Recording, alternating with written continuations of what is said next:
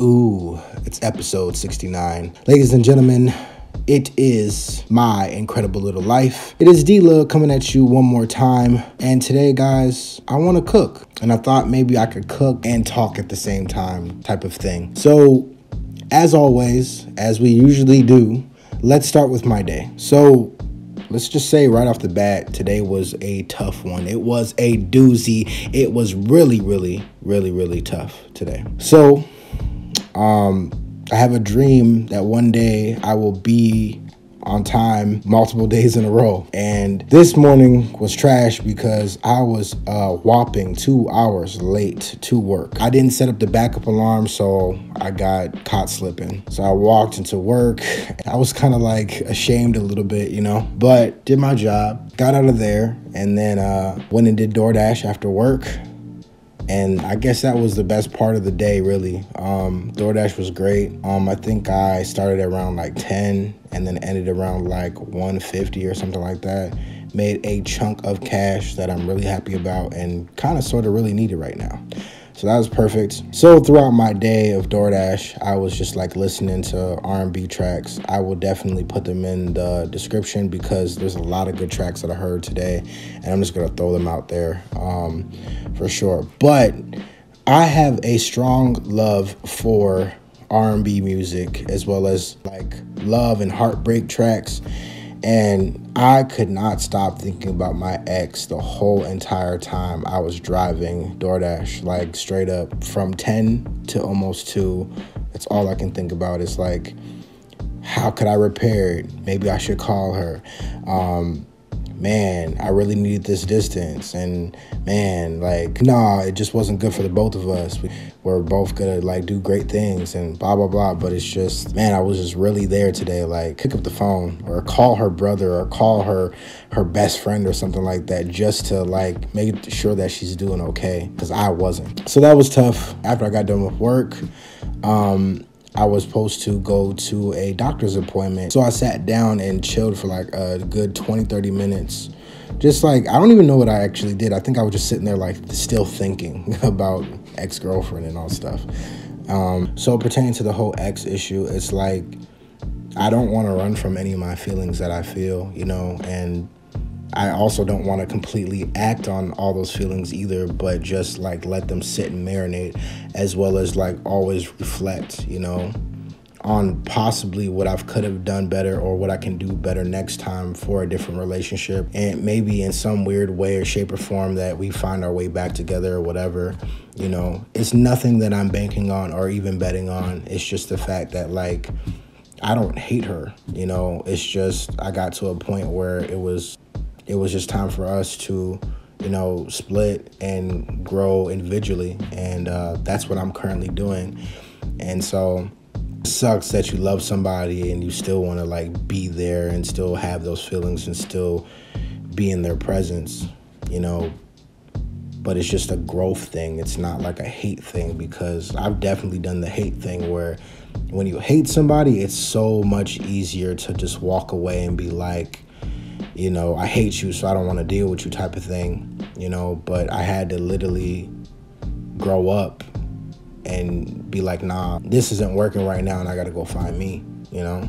But yeah, moving on.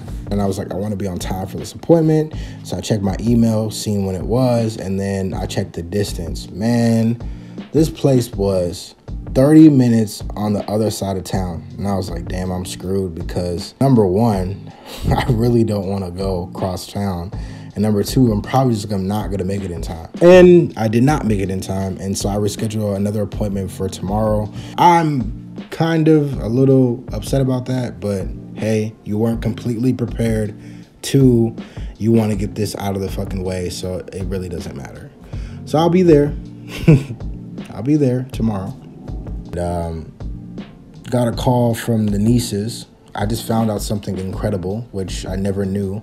They FaceTime my Android phone, and it works. I mean, they couldn't see me, but I could see them, and I could hear them perfectly. The only thing is that I don't know if it works with Bluetooth, because my Bluetooth shut off when I was trying to use the website or whatever it was. It's really, really interesting that we can do that now. I didn't know Apple to Android would happen with FaceTime. So yeah, that was a very interesting moment. So I went over to the niece's house, and we just kind of kicked it for a while. They were literally in the midst of watching one of my videos, and I was like almost tearing up, like, oh my gosh. And I was like, oh my gosh, like, I'm kind of crying inside and it feels great, you know, jokes. But it was interesting to like watch myself with other people, which was weird. After that, we got to like, you know, current events and talking about the stresses of a walking, talking headache that currently plagues their lives. That's probably a little bit deeper than it needs to be, but that's kind of how I see it. After we got done talking about the tea, you know what I'm saying?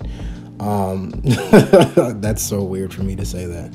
But afterwards, we skedaddled and went to YouTube and started watching some great videos about Black African Americans dancing back in the 90s and 80s. Really great stuff. Living in Color, as well as Soul Train and all that good stuff. It's really interesting because they went on to do really great stuff, and they weren't like trained or anything. They were just kind of like street dancers that just got a shot. Like one of these women got to dance with Michael Jackson. She wasn't trained or anything, and she kind of was just making her own name for herself. And she like kind of crashed the audition and, you know, just got in, which is really amazing and really cool. I'm probably gonna drop that in the description as well. I think that was really dope. Then my YouTube sense started tingling, and I was like, let's go home and let's get this video together. So then I went home and started making this delicious meal that you are seeing currently being constructed. It doesn't have a name, but it was magically delicious, to say the least. So I got this Mediterranean blend from Aldi's. I coupled that with some peppers. I just thought it would be great for nutritional value as well as flavor, and then added some mushrooms because I just love mushrooms and everything. Mediterranean blend had quinoa in it, as you probably could see. Also had tomatoes, more red peppers, which I didn't know. It has onions, but I didn't taste any of it, and garbanzo beans. And I hit that with the steak because steak is just good. I just love steak, probably a little too much, so I definitely had to hit it with the steak. Yeah, and it was really, really, really good. And also, interestingly enough, I don't think I've ever had watermelon and pineapple together at the same time. Those are probably my favorite two fruits. Like, I love watermelon, eat that all day, and pineapple is just the right sweet and sour that you need in your life. So it was really good. So guys, that's the end of the video. Thank you guys again for watching.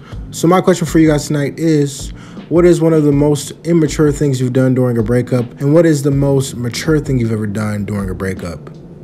All right, guys, thank you very much for tuning in. See you next time. Peace.